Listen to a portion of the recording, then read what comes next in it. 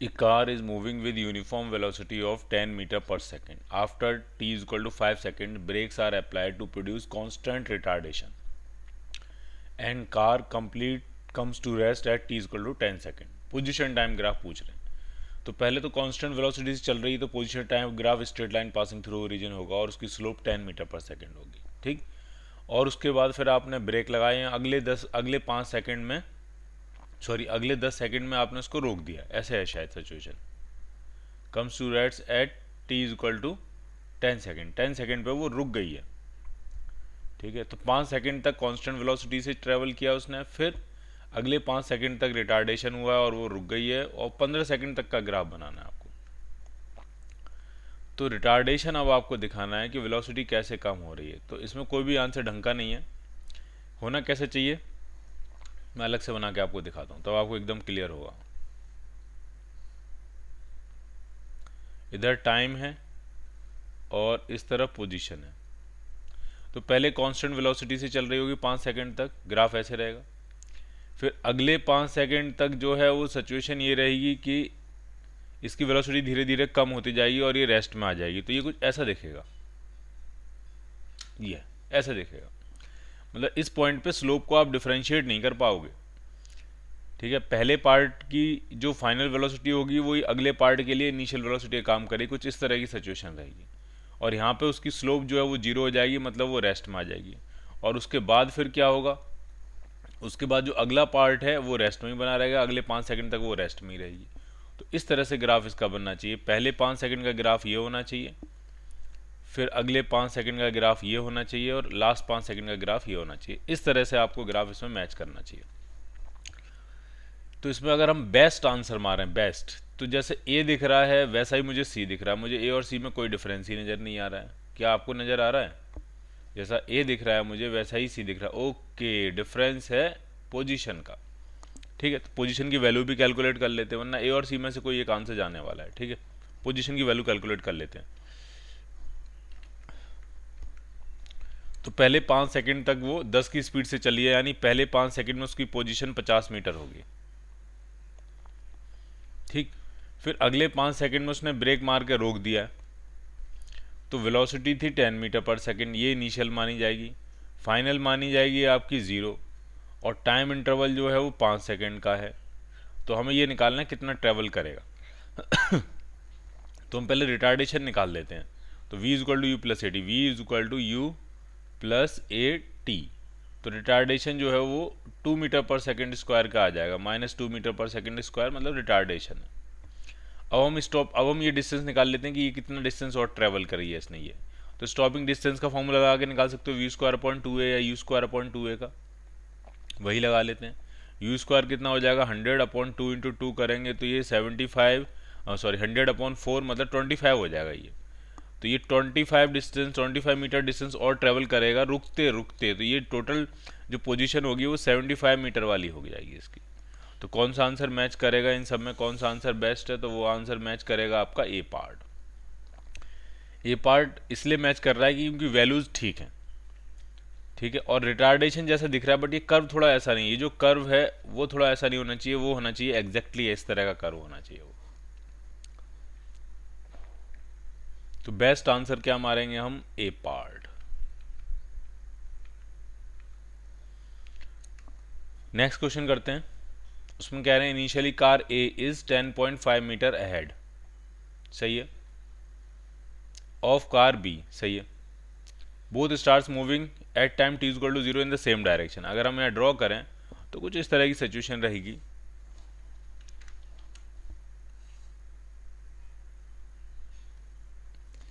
ये कार मान लिया ए है और ये मान लिया कार बी है, और ए बी से कितना अहेड है, 10.5 मीटर अहेड है. ठीक है. दोनों ने कब मोशन करना शुरू किया, टी इक्वल टू 0 पे चलना शुरू कर दिया. ठीक है. वेलोसिटी टाइम ग्राफ दिया है दोनों कारों का, यानी ए कार की वेलोसिटी 10 मीटर पर सेकंड, यानी ए कार तो कांस्टेंट वेलोसिटी से चल रही है 10 मीटर पर सेकंड से. लेकिन अगर आप बी कार के बारे में देखोगे तो बी कार के पास इनिशियल वेलोसिटी 0 है, बट उसकी वेलोसिटी जो है टाइम के साथ बढ़ती जा रही है और एंगल 45 है. एंगल 45 है, इसका मतलब वो एक्सेलरेटेड है और उसका एक्सेलरेशन इसकी स्लोप बनेगी और स्लोप इसकी 1 होती है, यानी बी कार की इनिशियल वेलोसिटी तो 0 है, लेकिन उसके पास एक्सेलरेशन है और एक्सेलरेशन 1 मीटर पर सेकेंड स्क्वायर है। और साहब वेलोसिटी से डर नहीं लगता है, एक्सेलरेशन से डर लगता है, क्योंकि जिसके पास एक्सेलरेशन होता है अंत में जीतता वही है। इनिशियल वेलोसिटी से डर नहीं लगता है साहब, एक्सेलरेशन से डर लगता है। तो इसमें फाइनली आगे कौन निकलेगा? इसमें फाइनली आगे निकलेगा बी, बी आगे निकलेगा आपका। ठीक, तो ये पूछ रहे हैं कितनी देर के बाद बी जो है वो ए को कैच कर लेगा। तो मान लिया आपने सोचा टी टाइम के बाद बी ने ए को कैच कर लिया, तो ए ने जो टी टाइम में डिस्टेंस ट्रेवल करी होगी वो होगी 10t, और बी ने जो डिस्टेंस ट्रेवल करी होगी तो इनिशियल वेलोसिटी तो 0 थी और हाफ ए टी स्क्वायर होगी, हाफ ए टी स्क्वायर। मैं वैल्यू डाल ही देता हूँ, एक्सेलरेशन 1 है इंटू टी स्क्वायर, ये डिस्टेंस ट्रेवल्ड बाई बी है और डिस्टेंस ट्रेवल्ड बाई ए कितना है 10t है। तो मैं ये कह रहा हूँ कि अगर बी ने ए को पकड़ लिया है, बी ने ए को कैप्चर कर लिया है, तो बी ने जो डिस्टेंस ट्रेवल करी होगी वो 10.5 प्लस डिस्टेंस ट्रेवल्ड बाई ए होनी चाहिए, तब वो ए को पकड़ पाएगा। तो ये इक्वेशन बनेगी, distance travelled by B is equal to 10.5 plus distance travelled by A. अब इस इक्वेशन को हमें सॉल्व करना है, तो पहले 2 से मल्टीप्लाई कर लेते हैं, तो ये बनेगा T square is equal to, ये 10.5 में 2 से मल्टीप्लाई करेंगे 21 हो जाएगा, प्लस 20t, तो T square minus 20t plus 21 is equal to 0। तो क्या इसको ऐसे लिखा जा सकता है, T square minus 21t plus T, sorry ये भी माइनस का 21 आएगा, माइनस 21 इज इक्वल टू 0। तो यहाँ से t अगर कॉमन लेंगे तो एक तो इक्वेशन बनेगी t माइनस 21, और इसमें प्लस 1 कॉमन ले लेते हैं तो t minus 21 is equal to 0। तो दो रूट्स आ जा रहे हैं, एक तो आपका 21 आएगा वही आंसर बनेगा, और दूसरा आएगा -1, तो वो तो आंसर बनेगा नहीं। So your answer will be 21 seconds, A part.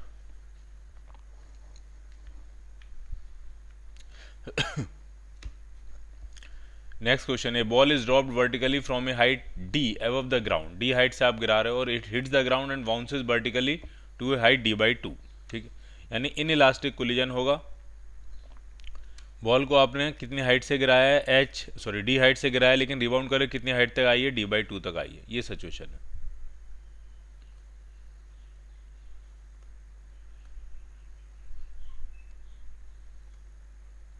और इसका हमें ग्राफ बनाना है, ठीक है, वेलोसिटी और हाइट का ग्राफ बनाना है। ठीक, डाउनवर्ड डायरेक्शन हम निगेटिव मान रहे हैं,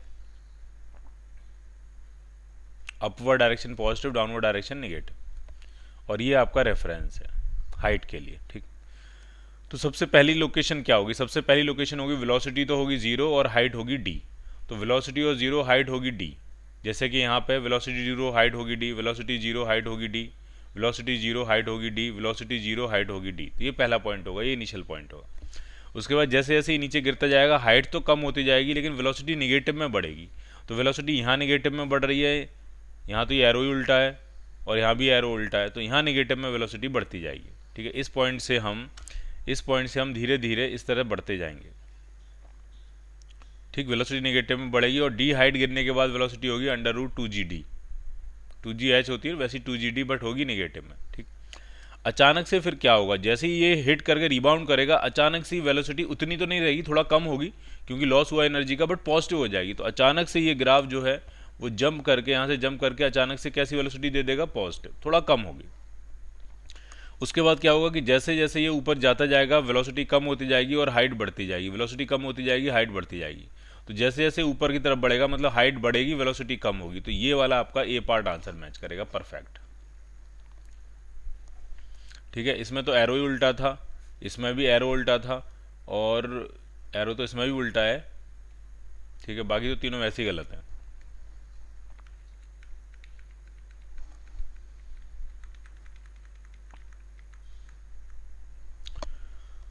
The drawing shows velocity v versus time graph of two cyclists moving along the same straight segment of a highway from the same point. The second cyclist starts moving at time t is equal to 3 minute, साफ दिखाई दे रहा है। कि जो पहला वाला है उसने तो t इक्वल टू 0 से चलना शुरू कर दिया है और दूसरे वाले ने 3 मिनट पे चलना शुरू कर दिया। ठीक है, 3 मिनट पे चलना शुरू किया, लेकिन इनकी वेलोसिटीज़ कितनी है, वेलोसिटीज़ कितनी है? तो पहले वाले की अगर मैं वेलोसिटी कहूँ v1, तो वो टाइम के साथ बढ़ती चली जा रही है। ठीक है, मुझे एक्सेलरेशन कहना चाहिए। ठीक है, वेलोसिटी नहीं कहनी चाहिए, क्या कहना चाहिए मुझे? एक्सेलरेशन कहना चाहिए। तो फर्स्ट वाले का एक्सेलरेशन कितना होगा? a1, और ये जो ग्राफ यहाँ पे इंटरसेक्ट कर रहा है, ध्यान से सुनने हैं, इसका मतलब ये नहीं है कि वो दोनों मीट करेंगे, इसका मतलब ये है कि दोनों की वेलोसिटी बराबर है। ठीक, तो मैं कुछ वैल्यू लेके चलता हूँ। मैंने कहा कि ये जो वैल्यू है ये v0 है, ये वैल्यू v0 है। तो पहले वाले का जो एक्सेलरेशन होगा वो आप निकाल सकते हो इसकी स्लोप से, और स्लोप होगी परपेंडिकुलर अपॉन बेस। परपेंडिकुलर तो हो गया आपका ये v0 और बेस हो गया 4 मिनट। तो पहले वाले का एक्सेलरेशन होगा v0/4, और दूसरे वाले का जो एक्सेलरेशन होगा वो उसने भी वो इस सेकंड वाली लाइन की स्लोप निकालोगे, सेकंड वाली लाइन की स्लोप भी tan थीटा होगी परपेंडिकुलर अपॉन बेस। तो परपेंडिकुलर तो v0 हो जाएगा और बेस जो होगा वो 1 मिनट होगा, तो ये हो जाएगा आपका v0/1। ठीक है, ये आपके एक्सेलरेशन हो जाएंगे, पहले वाले का एक्सेलरेशन, दूसरे वाले का एक्सेलरेशन। ठीक, अब पूछ रहे हैं कितने टाइम पे मीट करेंगे, तो अब मान लिया हमने कि t टाइम पे मीट कर रहे हैं, t टाइम पे मीट कर रहे हैं। अब सिचुएशन ये है कि पहले वाले ने तो t इक्वल टू 0 से चलना शुरू किया, तो उसको तो पूरा t टाइम मिलेगा चलने के लिए, लेकिन दूसरे वाले ने t इक्वल टू 3 मिनट बाद चलना शुरू किया, तो उसको टाइम मिलेगा t-3। ठीक है, पहले वाले को पूरा t टाइम मिलेगा और दूसरे वाले को जो टाइम मिलेगा वो 3 मिनट कम मिलेगा, क्योंकि उसने 3 मिनट लेट चलना शुरू किया।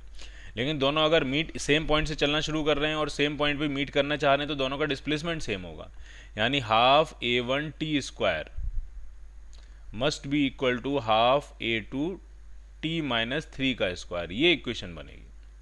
सॉल्व कर लेते हैं, हाफ से हाफ कैंसिल आउट हो जाएगा, a1 की वैल्यू डालेंगे v0/4 into T square is equal to a2 की वैल्यू डालेंगे v0 इंटू t-3 का स्क्वायर। v0 से v0 कैंसिल आउट हो गया, इसलिए कोई टेंशन नहीं है कि वो वेलोसिटी थी कितनी। अब दोनों तरफ अंडर रूट ले लेते हैं, तो t/2 जो है वो t-3 के बराबर आ जाएगा। 3 को इधर ले आते हैं और t-t/2 करेंगे तो t/2 आएगा, तो t जो होगा तो वो आपका 6 मिनट हो जाएगा। t जो होगा वो क्या होगा आपका? 6 मिनट होगा। बी पार्ट आंसर हो जाएगा। A train normally travels at a uniform speed of 72 km/h on a long stretch of a straight level track. On a particular day, the train was forced to make 2-minute stop at a station along its track. If the train decelerates at a uniform rate of 1 meter per second square and accelerates at a rate of 0.5 meter per second square, how much time is lost in stopping at the station? ठीक, तो train की जो speed है वो 72 km/h है। इसको अगर हम मीटर पर सेकंड में कन्वर्ट करें तो 72 इंटू 5/18 बनेगा ये, तो ये आपका 20 मीटर पर सेकंड उसकी स्पीड है। ठीक है, ध्यान से सुनते जाना आप।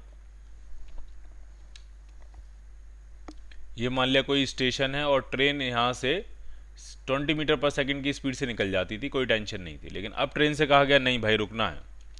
अब रुकना है तो 2 मिनट का स्टॉपेज है, तो 2 मिनट तो वो खर्च करने ही करने हैं, फिर आप स्लो डाउन भी करोगे, आप फिर एक्सेलरेट भी करोगे दोबारा वही स्पीड गेन करने के लिए, तो और टाइम भी खर्च होगा। तो 20 की अगर स्पीड है और 1 के रिटार्डेशन से स्लो डाउन करना है, ठीक है ध्यान से सुनते जाना, 20 की अगर स्पीड है और 1 के रिटार्डेशन से स्लो डाउन करना है, तो स्लो डाउन करने में आपको 20 सेकंड लग जाएंगे। ठीक है, क्योंकि इनिशियल स्पीड कितनी मानोगे आप 20, फाइनल स्पीड कितनी मानोगे 0, रिटार्डेशन कितना है आपका -1 या एक्सेलरेशन है -1 मीटर पर सेकंड स्क्वायर।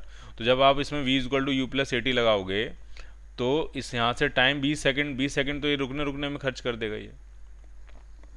ठीक, अच्छा एक्सेलरेशन कितने का है, तो एक्सेलरेशन तो ½ मीटर पर सेकंड स्क्वायर का है।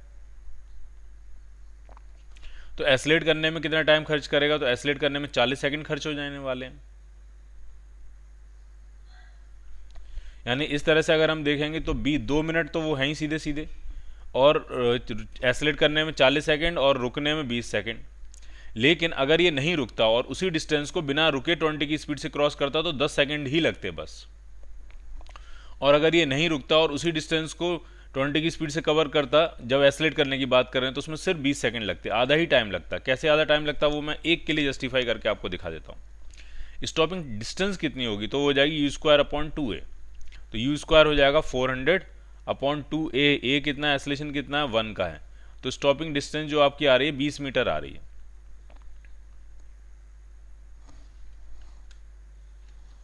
u² 20 का स्क्वायर 400/2a, ये आ रही है स्टॉपिंग डिस्टेंस 20 मीटर। 20 मीटर में रुक जाएगा वो।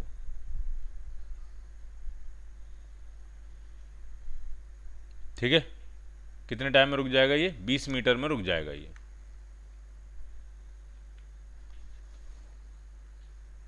हाँ 200 मीटर, 200 मीटर में रुक जाएगा, ये है स्टॉपिंग डिस्टेंस। अब आप ये बताना इस डिस्टेंस को अगर वो अपनी ही स्पीड से क्रॉस करता, उसकी स्पीड 20 मीटर पर सेकंड थी, तो कितना टाइम लगता उसको। तो 200 मीटर की डिस्टेंस है, अपनी ही स्पीड से क्रॉस करता 20 मीटर पर सेकंड से, तो 10 सेकंड लगते कि नहीं।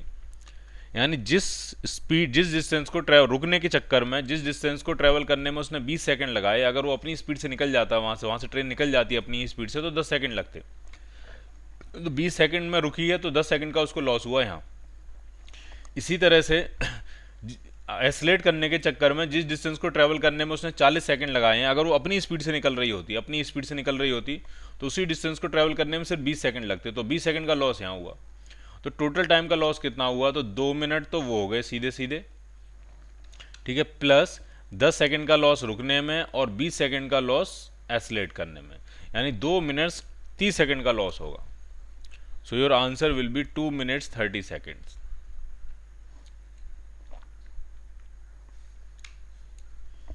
Two objects moving along the same straight line are leaving point A with the acceleration a and 2a, velocity 2u and u respectively at time t = 0। Diagram बनाएंगे तब थोड़ा ठीक लगेगा। दो ऑब्जेक्ट हैं, एक ही पॉइंट को से निकल रहे हैं, मान लिया एक का नाम a रख लेते हैं, ये तो पॉइंट है, एक का नाम 1 रख लेते हैं, एक का नाम 2 रख लेते हैं।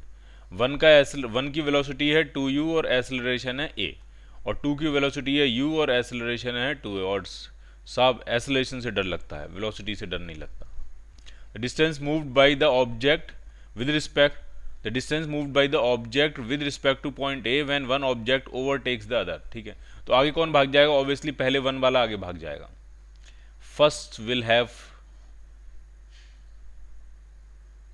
Second will have his last laugh.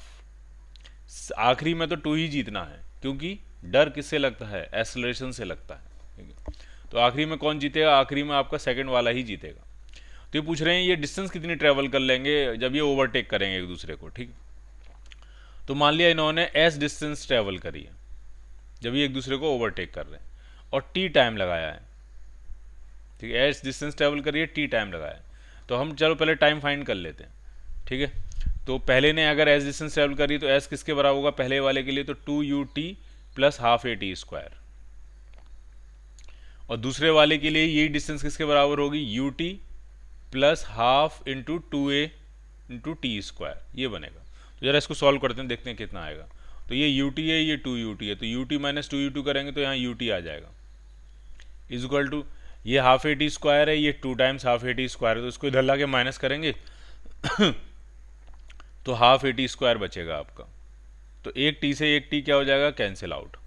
तो ये टाइम कितना आ गया, सबसे पहले हमने टाइम निकाल लिया 2u/a, और टाइम निकाल लिया तो s डिस्टेंस निकालना बहुत आसान है, s निकालना बहुत आसान है। t की वैल्यू वापस इसमें डाल देते हैं, s निकल आएगा। तो s इज इक्वल टू आपका आ जाएगा 2ut, t कितना है, t है 2u/a plus half a_t², t कितना है 2u/a का स्क्वायर। तो ये कितना आ जाएगा, ये हो जाएगा 4u²/a, और ये हो जाएगा 2 plus 2u²/a। So your answer will B 6u²/a। तो आपका जो आंसर मैच करेगा वो मैच करेगा डी पार्ट। इतनी डिस्टेंस दोनों ट्रेवल करेंगे जब जिसका एक्सेलरेशन ज़्यादा है, सेकंड वाला फर्स्ट वाले को क्या करेगा, ओवरटेक करेगा। So who will have the first laugh, first will have the first laugh, and who will have the last laugh, second will have the last laugh. पहले तो ए को मजा आ रहा होगा, ए आगे निकल रहा होगा, लेकिन आखिरी हंसी किसकी होगी, आखिरी में कौन हंसेगा, सेकंड वाला हंसेगा।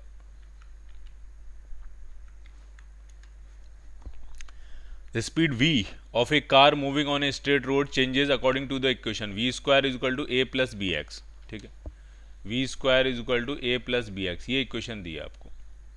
ठीक है, a और b पॉजिटिव कांस्टेंट है। तो अगर इसको हम थर्ड इक्वेशन से मैच कराएं V square is equal to U square plus 2x, तो हम सब कुछ बता सकते हैं। अगर इनिशियल स्पीड बतानी है तो अंडर रूट ए के बराबर है, और अगर एसलेशन बताना है तो आपका b/2 के बराबर है। तो magnitude of acceleration in the course of such motion, तो एसलेशन कांस्टेंट ही है, तभी हम कंपेयर कर पा रहे हैं, अदरवाइज तो कंपेयर ही नहीं कर पा रहे होते, क्योंकि ये तीनों जो इक्वेशंस होती हैं ये कांस्टेंट एसलेशन के लिए ही एप्लीकेबल होती हैं। तो हम कंपेयर इसलिए कर पा रहे हैं क्योंकि एसलेशन क्या है, कांस्टेंट है। तो आपका आंसर क्या बनेगा, सी पार्ट, स्टे कांस्टेंट।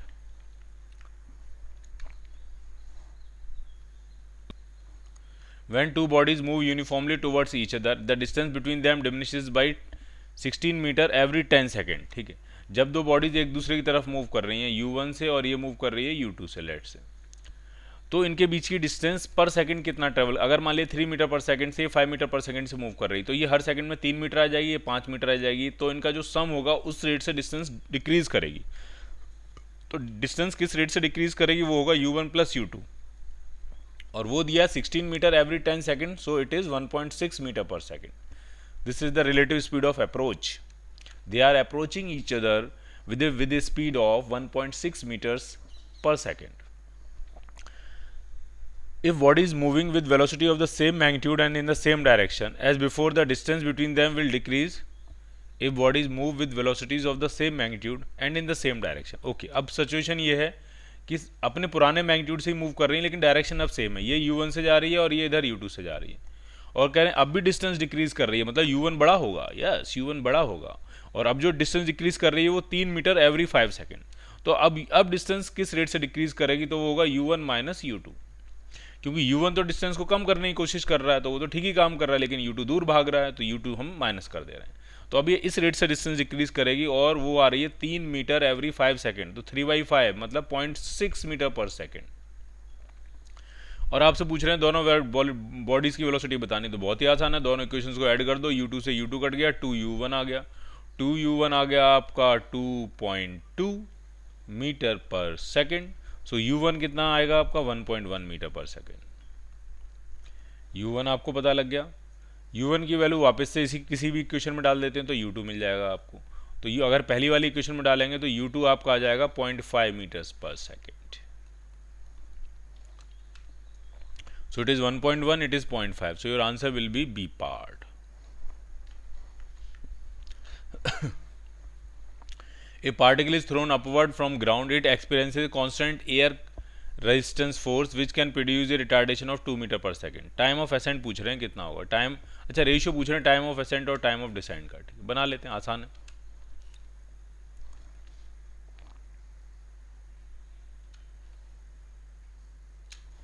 इस तरह से एक पार्टिकल को हमने ऊपर फेंका है, मान लिया किसी स्पीड u से फेंका है, और जब ये ऊपर की तरफ जा रहा होगा तब नीचे की तरफ एक्सेलरेशन कितना लगेगा, तो 10 तो लगेगा ग्रेविटी का, और 2 लगेगा एयर रेजिस्टेंस का, तो 12 लगेगा नीचे की तरफ एक्सेलरेशन। लेकिन जब ये वापस आ रहा होगा तो नीचे की तरफ कितना लगेगा, तो 10 तो लगेगा ग्रेविटी का, लेकिन अब ये आ रहा है वापस, आ रहा है वापस, तो वापस आ रहा है तो एयर रेजिस्टेंस तो ऊपर लग रहा होगा ना, एयर रेजिस्टेंस तो ऊपर लगेगा, जब एयर रेजिस्टेंस ऊपर लगेगा ऊपर की तरफ, तो नेट एक्सेलरेशन यहाँ पे कितना हो जाएगा, तो 10 + 2 नहीं होगा, वो कितना होगा 10 - 2 होगा। ठीक, हमें टाइम के बारे में बात करनी है। ठीक, तो हमने मान लिया u स्पीड से इसको फेंका, तो कितनी देर में ऊपर पहुंच जाएगा, टाइम ऑफ एसेंट ta, तो stopping time ta is equal to होगा आपका u² upon 2 times retardation, that is 12। पहली इक्वेशन बन गई। हाइट कितनी अटेन करेगा, हाइट भी चाहिए हमको, तो हाइट जो अटेन करेगा वो स्टॉपिंग डिस्टेंस, स्टॉपिंग टाइम का फॉर्मूला गलत लगा दिया मैंने, स्टॉपिंग टाइम होता है u/a, तो u/a कितना है 12, ये इक्वेशन 1 बन गई। हाइट कितनी अटेन करेगा, अब लगाएंगे स्टॉपिंग डिस्टेंस का फॉर्मूला u² अपॉन 2a, 2 × 12, इतनी हाइट अटेन करेगा, इक्वेशन 2। और उस हाइट से जब वापस आएगा तो वापस आने का टाइम कितना हुआ, टाइम ऑफ डिसेंट, तो वो फॉर्मूला होता है √2h/g, तो 2h/g, g मतलब एक्सेलरेशन, एक्सेलरेशन कितना 8। ठीक, h की वैल्यू उठा के यहाँ डालते हैं, देखते हैं कितना आने वाला है, तो यह आ जाएगा √ के अंदर 2/8 टाइम्स h, कितना है h है आपका u² अपॉन 2 × 12, तो 2 से 2 कैंसिल आउट हो जाएगा, और u आपका बाहर आ जाएगा, और अंडर रूट के अंदर कितना आने वाला है, तो 48 आ रहा है अंडर रूट के अंदर। ये u है, 4 नहीं है, u है ये u। चलो ठीक है, अब हमें रेशियो निकालना है, रेशियो निकाल देते हैं, देखते हैं क्या क्या कैंसिल आउट होने वाला है।